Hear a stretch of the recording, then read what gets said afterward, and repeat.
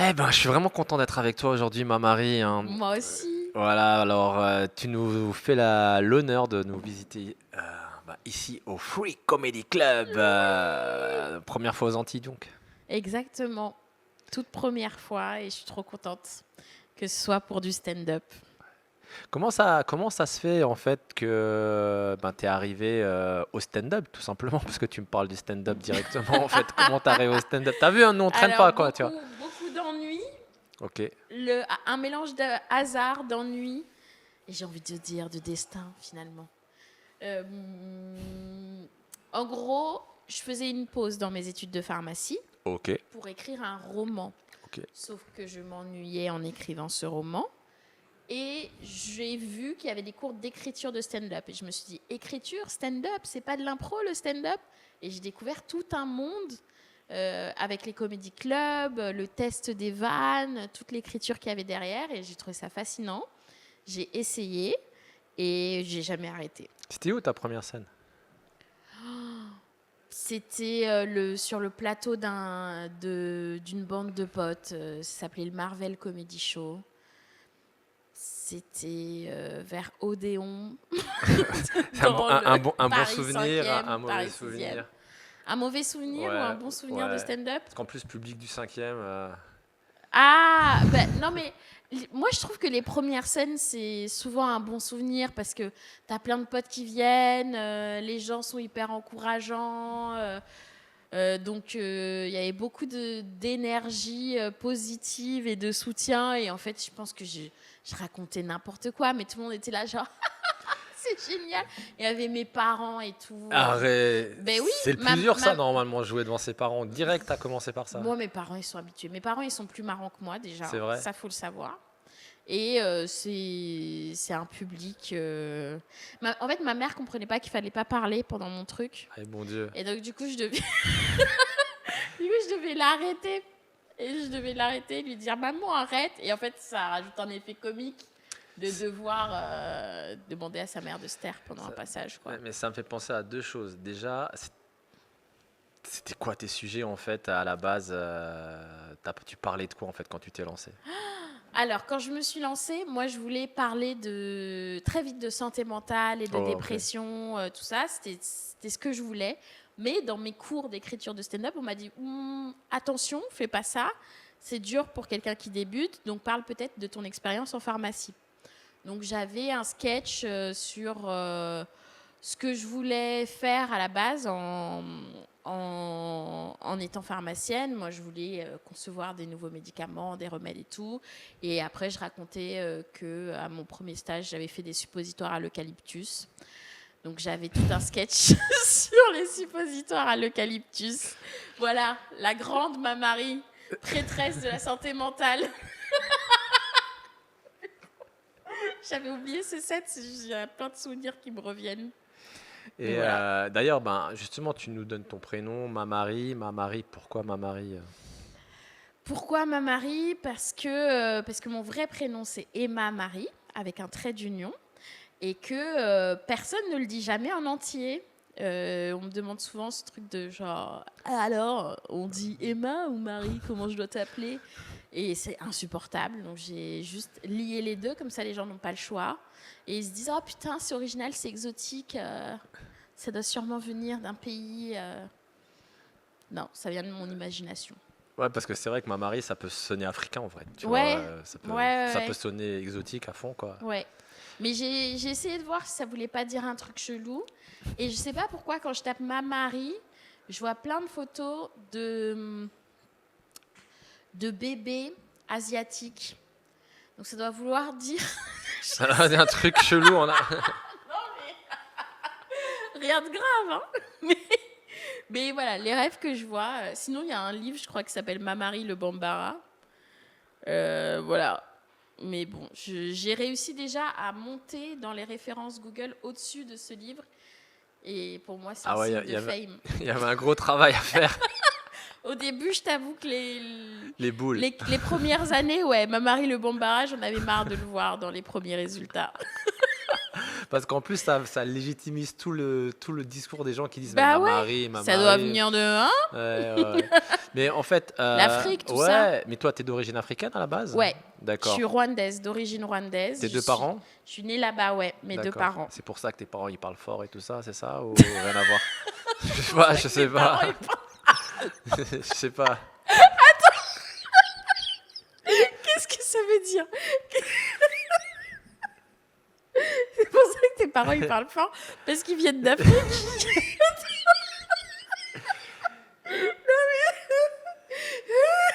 J'essaye de capter le chemin mental. En Afrique, on a une culture où, bon, Ouais.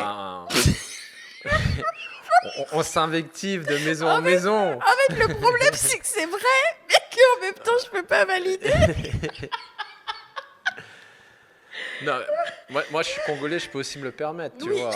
Enfin, j'ai un côté congolais, mais donc. En plus, les Rwandais sont un peu discrets, un peu... Enfin, ils font genre en public, et puis après, Ouais, ça parle. ça parle, ça fait parle, plein de ragots ça et parle. tout. J'ai eu un ami rwandais. Ok. Non, en fait, le truc, c'est que il était exactement comme ça. C'est-à-dire qu'en fait, lui, c'était un coureur de semi-marathon. Ok. Très, très, très fort et tout. Et en fait, effectivement, il est très introverti. Mais en fait, quand il se pose et que voilà, son énergie, son aura de la course et tout ça est passé, et que tu rentres dans des vraies discussions avec lui, c'est vrai qu'il est très, très volubile. Animé, ouais. Ouais, très animé, ouais, ouais. Et Ouais. donc, t'es né au Rwanda Ouais, ou, je suis née au Rwanda. D'accord. Et on est parti quand j'avais 6 mois parce qu'il y a eu le génocide au Rwanda. Et donc, on a été en exil au Kenya où mon petit frère est né. Et ensuite en Côte d'Ivoire. Et après, je suis arrivée en France à mes 5 ans. D'accord. Alors, ouais, si tu permets, on peut parler du génocide. Ouais. Ouais, ça, comment tu te positionnes par rapport à ça? Qu'est-ce que tu en penses et tout?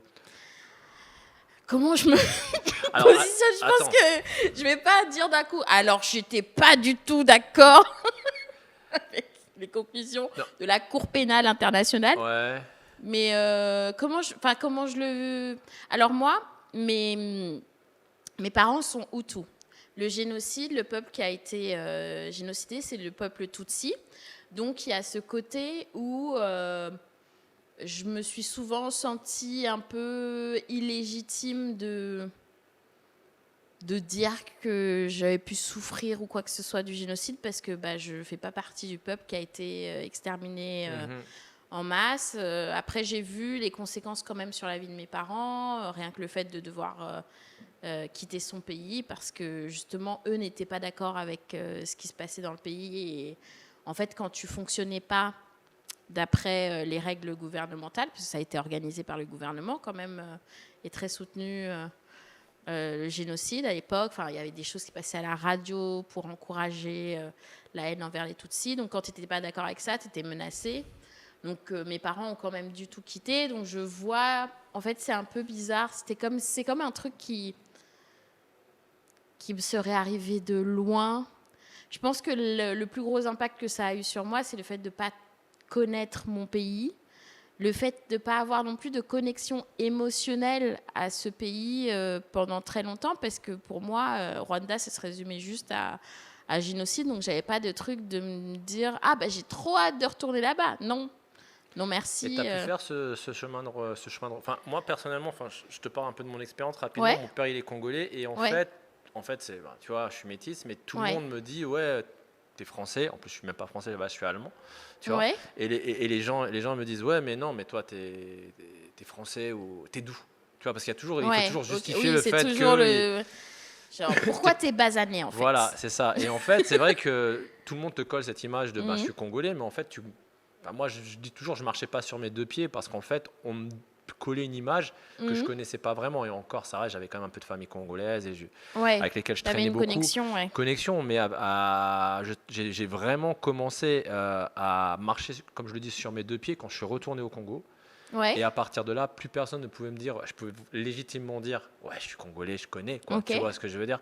Et je sais pas comment toi tu le vis. Est-ce que tu as pu faire ce chemin? Est-ce que tu as envie de faire ce chemin? Parce que moi, par exemple, j'ai mes frères, ils n'ont jamais eu envie ou besoin, ou tu vois, ils vivent sans, quoi, tu vois. Je sais pas. J'ai une question aussi à un moment sur ta connexion à l'Allemagne. Je vais la mettre post-it dans ma tête. Mais j'aimerais bien retourner au Rwanda. Ok, donc J'y suis pas encore, Ok, j'y suis pas encore retournée.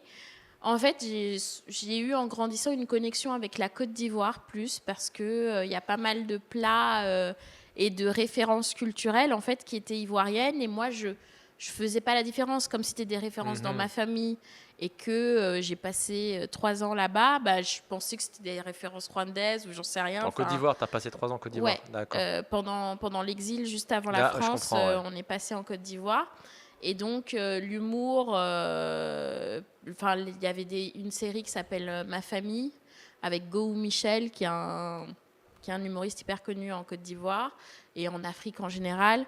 Moi, c'est juste des références culturelles que j'estimais être celles de ma famille, mais pour moi, je ne savais pas s'ils étaient rwandais, ivoiriens ou quoi. Comme les plats, mon plat préféré, c'est la tchéké. Mais j'ai pas su avant super longtemps que en fait c'était pas rwandais la tchéké, c'est ivoirien. Et donc il y a plein de choses comme ça où j'ai plus de connexions et même de souvenirs de la Côte d'Ivoire que du Rwanda. Mais je pense que c'est quand même important que j'aille au Rwanda un jour pour voir quoi, parce que même quand je vais à Bruxelles, il y a une grande communauté rwandaise à Bruxelles. Il y a un truc que je ressens dans le fait de rien que de voir des personnes rwandaises, de pouvoir aller dans un restaurant où il y a de la nourriture rwandaise. Donc je pense que ça me ferait un gros truc. Même là en arrivant en Martinique, en fait, de voir des paysages qui ressemblent un peu à ceux du Rwanda, j'avais une petite émotion de me dire « Ah, ça fait du bien de me sentir presque chez moi ». Non, mais en vrai, quand un Africain vient ici, tu vois, on est incognito déjà. déjà, ça fait du bien. Y a personne te regarde On bizarrement. me laisse tranquille. Ouais, voilà, il n'y a pas de... Tant qu'on parle pas, il n'y a pas de... l'accent. Ouais. Tu vois, donc moi, en fait, c'est vrai que j'ai trouvé qu'il y avait une certaine paix ou... Ouais, c'est ce que j'aime ici, ce côté incognito, ce côté tu te fonds dans la masse. Ouais, voilà quoi. Mais pourquoi pas si tu veux développer sur Rwanda, sinon... Ou tu voulais poser ma question? Tu avais une question à me poser? Oui, ouais. En tout cas, enfin voilà, il y a ce truc-là à explorer, en tout cas de ma connexion à l'Afrique en général, où je pense que j'ai besoin d'aller en Côte d'Ivoire plus pour le kiff, là. Et le Rwanda, ça sera un truc Côte d'Ivoire, c'est émotionnellement... plus pour le kiff, on est d'accord. Abidjan, c'est quand même... Aïe, aïe, aïe, aïe, aïe, aïe, aïe, aïe, aïe. Moi, je suis allé à Abidjan pendant le Covid. Je suis revenu, j'avais j'avais le Covid. J'ai envie qu'il y ait un post de résumé du podcast. Abidjan, c'est quand même aïe, aïe, aïe, aïe, aïe, aïe. Non, c'est vrai, j'avoue, Abidjan. Oh là là. Ouais. Tu y es allé en 2019? Non, pas pendant le Covid. Covid, c'est 2020. Ah oui, 2020, 2021, ouais. Je suis allé 2 fois, du coup. Je suis allé une fois et puis je suis retourné 6 mois après, quoi. Bah voilà. J'avoue. Coup du marteau, tout ça. Non, Et Rwanda, ouais, ça sera émotionnellement plus compliqué parce que trop de trucs, le fait de gérer l'identité Hutu, il y a en même temps un discours sur la réconciliation des peuples. Il y a un super gros travail qui a été fait, tu vois. Est-ce qu'il est réel? Est-ce que j'ai même le droit de dire ça? Il y a plein de choses où il y a l'image du Rwanda qui est lissée et où extérieurement tout va bien, tout ça, et en fait quand tu es sur place ça dépend qui tu es, quoi. Donc il y a tout ce truc là, et puis il y a même au fond de moi une mini voix qui me dit, mes parents me disent que c'était des gens bien géniaux et tout, mais est-ce que c'est la vérité? Bon, ça j'espère qu'ils écouteront jamais le podcast. En vrai, la question qui se pose, c'est est-ce que mon père c'est pas un criminel, tu vois? Ouais. Et je peux te le parler parce que j'ai cette légitimité aussi. Ouais. Bah ouais. Est-ce que mamie, papy, qu'est-ce qu'ils ont fait, tu vois? Bah c'est ça, la question. Après, je crois vraiment pas. Mais quand même, il y a un micro doute. Est-ce que est-ce que toi tu dois porter ce poids-là? Je sais pas, j'ai l'impression. T'as l'impression? J'ai l'impression quand même. Je sais pas pourquoi. Hein. Après, tu sais, peut-être tu auras ta réponse un jour en vrai. Souvent, vers 90 ans, les gens ont besoin de libérer. C'est dans longtemps, 90 ans. Moi, je croyais que ça allait être dans 2 ans, 3 ans. J'ai dit à Noam, on va aller au Rwanda et tout. Peut-être tu vas savoir en fait. Mais bon, en tout cas, pour l'instant, on est en Martinique. Tu es là pour faire du stand-up. Ouais. Tu sais déjà un peu ce que tu vas évoquer sur le plateau de jeudi? Je sais pas encore, mais parce que c'est mon process habituel. J'ai tout un catalogue de vannes et je décide en voyant la soirée, en voyant mon humeur de la journée. Après, je parle quand même beaucoup de santé mentale. C'est la colonne vertébrale de... Tu parles de santé mentale et d'inceste, hein, si j'ai bien compris. Comment tu arrives à parler d'inceste? Déjà, tu arrives à dire le mot félicitations. Ok. Non, mais il y a plein de gens pour qui c'est dur. Hein. Comment j'arrive à en parler? Parce que je crois que c'est essentiel pour la libération, que ce soit personnelle ou même sociétale. D'avoir des exemples de personnes qui ne s'excusent pas d'en parler, qui ne sont pas déchirées de prononcer les mots, de montrer que ça peut exister des conversations ensemble sur le sujet, parce que ce qui permet notamment à l'inceste d'être perpétré, de continuer, c'est le silence. C'est le fait que dans les familles, quand des personnes dénoncent, et en fait, les gens ne sachent pas comment réagir, tout ça. Mais il y a quand même une étape, tu vois, entre en parler et puis réussir à faire de l'humour dessus. Tu vois. Ah on oui, est quand même déjà un level au-dessus. Et c'est pour ça, comment tu es arrivé à en parler, en fait? Comment tu es arrivé à faire de l'humour dessus? Ça a été quoi ton cheminement, en fait? Déjà, je pense qu'il y a une connexion quand même avec le fait d'être né au Rwanda, dans un contexte de génocide, et en fait d'avoir été élevé par des parents qui sont hyper marrants et qui m'ont toujours parlé de plein de sujets avec des vannes super drôles. En fait, ta vie, c'était la vie est belle de Roberto Benigni. Exactement. Non, mais c'est ça. Hein. J'ai vu le film tard dans ma vie, mais il y avait ce côté-là où, en fait, mes parents avaient toujours des vannes pour quelque chose. Et donc, j'étais pas si impressionnée que ça par les sujets qu'on dit graves ou tabous. Et justement, moi, j'ai toujours eu l'instinct de... Je pense que le mieux, c'est d'en parler, parce que j'ai aussi vu les conséquences du silence sur mes parents quand même, parce que autant il y a des trucs dont ils osent parler, autant il y a des trucs qu'il ne faut pas. Et je ne comprenais pas, en fait. Comme quoi, par exemple? Le paradoxe... je pense que la question de l'inceste, pour eux, c'est horrible d'en parler, c'est la honte... ou quoi d'autre si on en parle, c'est que quelque part on a été touché par ça, donc ça fait toujours ok, il y a un non-dit, quoi. Il y a un truc, mais pour eux c'était pour eux c'est un truc, il faut pas que ça sorte, quoi. Bon, après c'est commun à beaucoup de familles où il y a de l'inceste, mais même sans parler de ça, la santé mentale, mon père à un moment pendant l'exil, il a été hospitalisé parce qu'il a fait une grosse dépression. Et ça, il me l'a dit que quand moi, j'ai été hospitalisée en psychiatrie. Et je me suis dit, mais pourquoi il me voit en dépression, dans plein d'états difficiles pendant des années, et il me le dit que là, maintenant? Mais pour lui, c'était un tabou horrible. Et je me disais, mais c'est une des personnes les plus courageuses que je connaisse, les moins... comment on dit muselées les moins... les plus expressives, en fait, les moins ils n'ont pas de barrière. Voilà, okay, c'était cette impression-là que j'avais de mes parents. Et en fait, j'ai découvert, en grandissant, qu'il y avait plein de trucs dont ils avaient honte, dont ils ne parlaient pas. Mais comme j'ai vécu dans cette illusion-là jusqu'à super longtemps, je me suis construite avec l'idée de on peut tout dire, on peut parler de tout, on peut rire sur plein de trucs. Et donc voilà, j'ai découvert tardivement que, en fait, non. J'ai été construite sans la partie honte. En fait, tu as été reconstruite, en fait. Tu étais déconstruite avant d'être construite.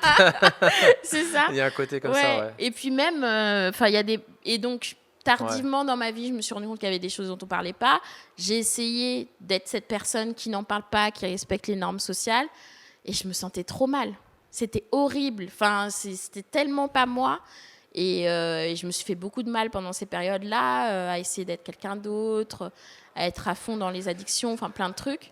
C'est ce qui donc, t'a amené à être dans les addictions, c'est ce qui t'a amené à la dépression ou c'est pas lié? ce qui m'a amené à la dépression, je pense que c'est une addition de plein de choses, mais c'est aussi ce truc d'essayer de me taire et d'avoir une autre personnalité, quoi. Enfin, c'est une négation de soi qui est hyper violente, mais c'était aussi le truc de faire taire ma colère, quoi.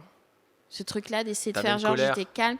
J'étais hyper en colère contre le monde, contre ma famille, parce que mon agresseur, c'est un de mes grands frères.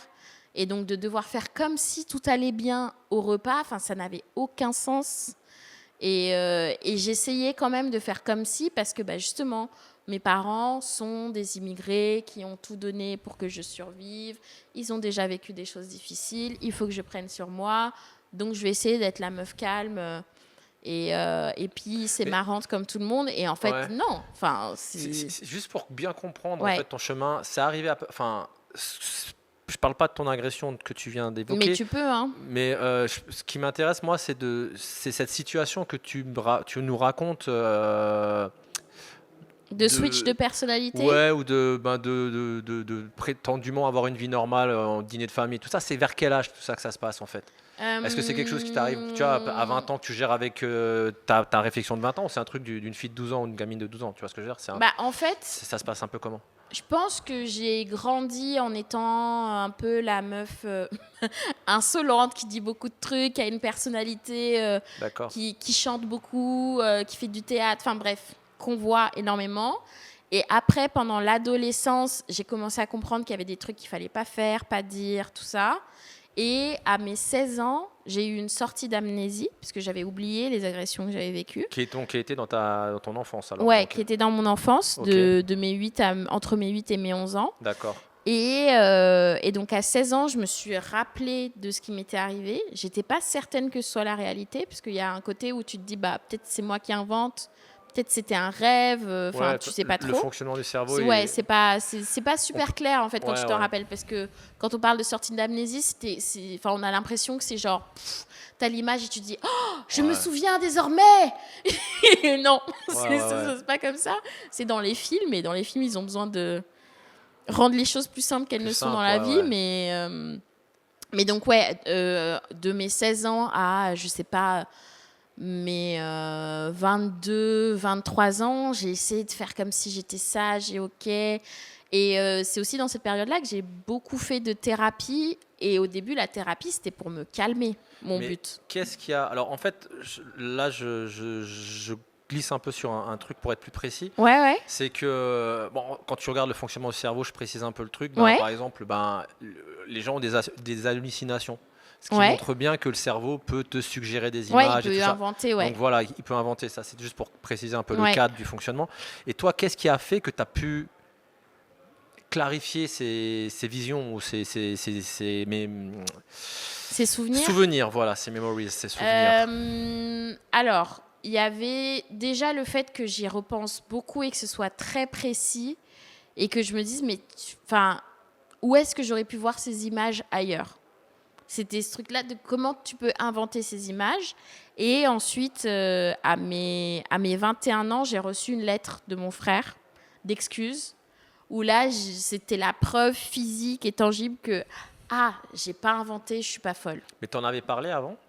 J'en avais parlé à des psys. Ok. J'en avais pas... Je sais pas si j'en avais parlé à mes parents. Je pense que j'en ai pas parlé à mes parents avant de recevoir la lettre, parce que j'avais un peu ce truc de j'ai pas de preuves, Ouais. ça se trouve je sûr, suis juste ouais. bizarre, quoi, parce que par contre j'ai grandi en ayant cette image de la meuf bizarre, mais originale, quoi. Et Original. parce que c'est pas bizarre avec qui personne veut traîner. C'était plus original de voilà, c'est l'enfant personnalité, qui fait 10 000 trucs. Et donc je me disais, ça se trouve c'est encore un de mes trucs. Donc j'avais besoin, je sais pas. Ouais. Enfin, si ça se trouve, j'aurais mis des années à en parler sans cette lettre-là, parce que quand j'ai fait des groupes de parole, je me suis rendu compte que j'étais très jeune par rapport aux autres personnes qui étaient dans ces Dans groupes-là ce et qui process, entreprenaient ouais. ces démarches. La plupart des gens avaient 38 ans, 40. Et moi, j'ai commencé mes groupes de parole à 22, 23 ans, quoi. C'était il y a combien de temps à peu près pour... Là, j'ai 31 ans. Ok, il y a une dizaine d'années. Ouais. Mais est-ce que c'est pas tout ce qui est médiatisation, évolution sociétale qui font que la parole se libère plus rapidement et on peut justement soit détecter ou les gens peuvent prendre conscience Ouais. de ça plus vite? Bah, en fait, En pour le prenant du coup, recul, non, parce que MeToo, l'explosion en tout cas de MeToo tel qu'on l'entend, des comédiennes américaines qui dénoncent Harvey Weinstein, les producteurs, tout ça, c'est en 2017. Et moi, j'ai commencé mon parcours en 2013 à peu près. Donc à l'époque, il n'y avait rien. Il n'y avait rien. J'ai mis beaucoup de temps rien qu'à comprendre ce qui m'arrivait, comprendre les symptômes du stress post-traumatique, comprendre les conséquences, me rendre compte que ça pouvait être grave, justement parce qu'il n'y avait pas de discussion autour de tout ça. Et quand il y a eu MeToo, d'un coup, je me suis dit, ah bah maintenant vous faites genre ça vous intéresse, quoi. J'avais un peu le seum. C'est la question. C'est la question. Oh bah bien sûr, maintenant on est des gens bien, maintenant ça nous préoccupe et j'ai un peu boudé moi les premières. C'est justement la question que j'avais posée. Les premiers mois de MeToo. Hein. Comment tu te positionnes par rapport à ça? Parce qu'effectivement, ce mouvement il est sorti un peu comme ça. Ouais. Et toi qui est plus que légitime, on va dire, et qui était dans ça. Comment tu l'as accompagné? Comment tu l'as vu? Voilà, comment tu l'évalues, en fait, tout simplement? Je pense quand même que ça a créé d'énormes changements et d'énormes prises de conscience dans la société. Donc, c'est essentiel que ça ait eu lieu et tant mieux. Mais sur le moment, comment je l'ai vécu émotionnellement, moi, c'était... venez pas me faire chier avec ça et me faire croire que maintenant... vous êtes préoccupé par ça. J'étais un peu saoulée. T'étais sûre, et puis, il y avait le côté aussi où c'était des actrices millionnaires, blanches, qui en parlaient. Et donc, il y avait ce truc de... ouais, mais moi, je me retrouve pas dedans. Et en fait, MeToo, le mouvement, à la base, il a été créé par une femme noire qui s'appelle Tarana Burke pour parler des violences sexuelles vécues par les petites filles noires. Donc, ça pouvait pas plus me concerner que ça. Et en fait, ça a été tellement dénaturé qu'au moment où c'est sorti, moi, je me disais, oui, mais bon, moi, c'est pas pareil. Moi, j'ai pas la même vie, j'ai pas la même liberté, je peux pas revendiquer autant que toutes ces personnes-là. Et c'est beaucoup plus tard que je me suis rendu compte qu'en fait, si MeToo parle de quelqu'un, c'est bien de moi, quoi. Mais ouais, j'ai mis beaucoup de temps... Mais j'ai l'impression on a besoin des blancs en fait pour que pour qu'ils parlent des choses moins fort que nous pour qu'ils parlent de choses comme ça. Ah, la fessée c'est pas bien et tout ça. Parce que dans nos cultures on est encore culture africaine et on est encore dans la fessée, on est encore dans tout ça. Françoise Dolto. Est-ce que Françoise Dolto peut être noire? C'est ça la question. Est-ce qu'elle peut être africaine? Question. Moi, après, ça va paraître genre en mode théorie du complot, mais je pense qu'il y a beaucoup de concepts qui ont été développés par des personnes noires et qui ensuite ont été repris par des personnes blanches, qui l'ont juste dit plus fort, avec plus de légitimité auprès de médias pour les suivre. Et que, en fait, c'est comme ça qu'il y a des gros changements sociétaux qui sont amplifiés par des personnes blanches. Mais bon, après, pour Françoise Dolto, je n'en sais rien. Commencez pas à me faire dire tout et n'importe quoi. mais c'est pour dire qu'il y a tellement de concepts qui ont été développés par des personnes noires, des femmes noires en particulier, même dans la communauté LGBT. Il y a plein de choses qui ont été faites par des femmes trans noires et tellement de gens l'oublient et se disent non mais maintenant l'homosexualité c'est un truc de blanc, ceci c'est un truc de blanc. Non, si vous regardez à la base, pas tant. Enfin, l'homophobie ça a été un gros une grosse propagande coloniale. Enfin, il y a plein de trucs comme ça où, je sais pas, les Blancs ont juste le talent marketing. Voilà ce qu'ils ont. et le talent de s'accaparer les choses. Mais à la fin, tout le monde en est-ce bénéficie, qu'on a... en fait. Et tout le monde en bénéficie, En bah... tout cas, dans ces avancées sociales. Enfin, c'est une question. Bah, je trouve qu'on met du temps quand même à se sentir concerné, nous, et à se sentir représenté. Enfin, tu vois, un mouvement comme MeToo qui nous concerne à la base, que ça prenne des années pour que moi, je me rende compte qu'en fait, il y a plein de gens comme moi et que c'est pas que des personnes blanches, c'est trop bizarre. Mais est-ce que ça c'est une vraie question que je me pose là. Est-ce que nous on n'a pas forcément cette vocation ou cette envie d'être universaliste dans notre approche, tu vois? C'est-à-dire qu'en fait, quand on rencontre un problème, eh ben, on l'évoque dans notre communauté ou par rapport à notre communauté ou par rapport à notre culture, sans vouloir se dire, ok, ben ce truc-là, moi je vais l'amener mondialement, quoi, tu vois, je veux dire, c'est un problème qui touche tout le monde en vrai, parce qu'en vrai, l'inceste, ça touche tout le monde. Ouais. Je veux dire, ça n'a absolument rien de communautaire, tout ça. Après, c'est peut-être la manière de le gérer et encore. Ouais, et parce encore, que dans les manières de le gérer, moi, je vois des similitudes partout, mais on reste dans le non-dit, on reste dans le tabou, on reste dans le secret de famille. Bon, enfin, voilà. C'est pas particulier à la communauté noire. Complètement, pour le coup, complètement. Donc, est-ce que c'est peut-être pas encore un chemin qu'on doit faire mentalement pour se dire, hé les gars, moi je peux être universaliste dans mon approche. Bah, parce qu'on n'a pas envie aussi. Si on veut prendre ce chemin-là, je prends ce postulat-là, avec lequel je sais pas si je suis d'accord ou pas, mais si on veut prendre ce chemin-là, qui ensuite amplifie nos voix, parce qu'il faudrait qu'on ait des personnes pour relayer notre parole, pour justement atteindre tout ce... Oui, ce niveau, on va dire, le terme m'échappe, mais on va dire ce niveau... Cette échelle-là, en tout cas, d'influence. C'est ça, ouais. Cette masse critique, en fait. Parce que même... Okay, là, en fait, je pense que c'est aussi les gens qui nous voient comme ça, comme étant une spécificité. Parce que, pour revenir au stand-up, par exemple, si je parle d'un sujet... Moi, j'en parle juste en tant que moi-même, personne, être humain. Mais en fait, que ce soit des journalistes ou des programmateurs ou quoi, ils vont voir une meuf noire qui en parle. Ouais. Et donc, parfois, ça se...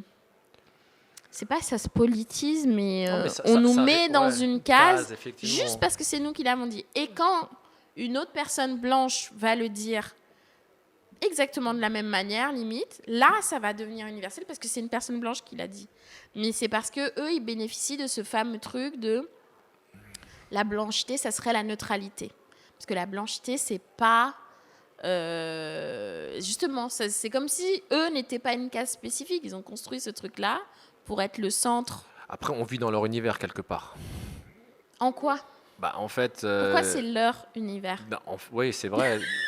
Là, le truc, c'est que je me dis que on vit dans la société qu'ils ont construite, en fait, quelque part, depuis des siècles, tu vois. Ouais, mais c'est juste construite par la colonisation, au final. Enfin, je sais pas, là, par exemple... Après, là, je te parle de là, en France, mais effectivement, on peut toujours relier ça à la colonisation, parce que si on arrive en France, quelque part, c'est qu'il il y a eu un chemin colonial, mais oui. Bah, pour le coup, ouais, parce que moi, je suis pas là...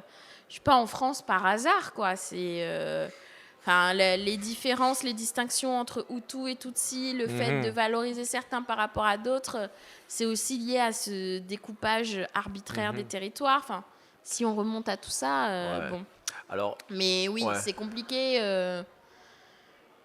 Sans base factuelle et en ayant peu de temps de développer un sujet aussi vaste. Mais... Et oui, et puis comme on va devoir conclure quand même.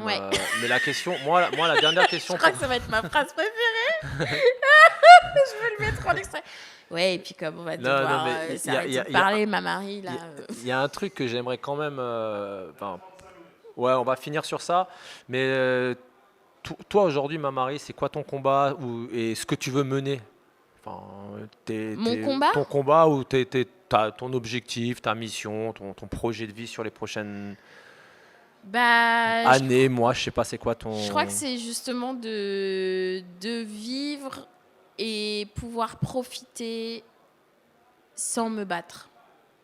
Je crois que c'est réellement ça mon but actuellement, parce que justement, j'ai grandi en ayant tout le temps des combats.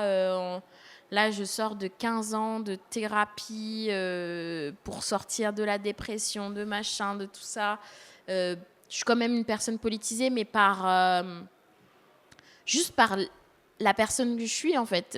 Juste parce que je suis une meuf noire, je suis pansexuelle aussi. C'est en fait le fait d'être attirée par les personnes indifféremment de leur genre.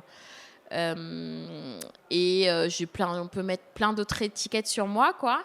Donc, en fait, j'ai tellement de raisons de me battre et de combats que j'ai menés, enfin même de faire des études de pharmacie, tout ce truc-là, d'être dans l'effort permanent, c'est épuisant en fait. Et puis c'est un truc qu'on nous demande beaucoup parce qu'on nous laisse tomber dans nos combats aussi.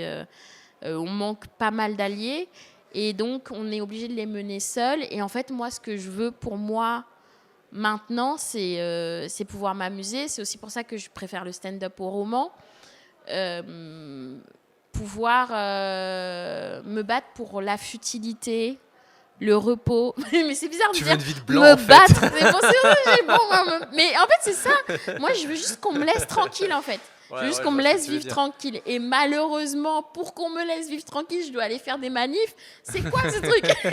Mais du coup, j'ai décidé de prendre un raccourci et d'essayer au maximum de vivre tranquille. Et c'est ça que je veux, quoi, la paix. T'es un peu... Ok, je crois que c'est le La mot. paix, ok? La paix dans le monde. C'est bon? La paix pour On a compris? Je suis au bout du Rolls.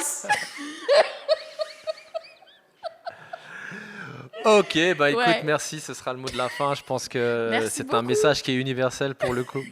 Qui est universel et très personnel. Ouais. Je veux la paix pour moi. La Bah paix ouais. dans le monde pour moi. Ouais, voilà. C'est grosso modo ça. Ouais.